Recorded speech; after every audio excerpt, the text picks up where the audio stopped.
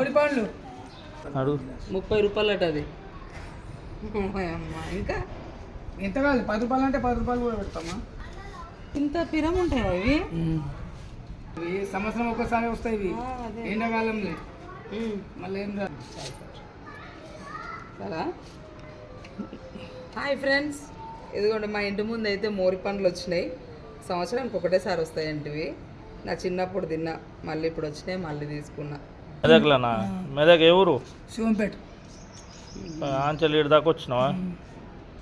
మేమైతే మోరి పండ్లు తింటున్నామండి. Seasonal fruit తినాలి కదా, ఈ సీజన్లోనే వస్తుంది ఇది, ఎండాకాలంలో.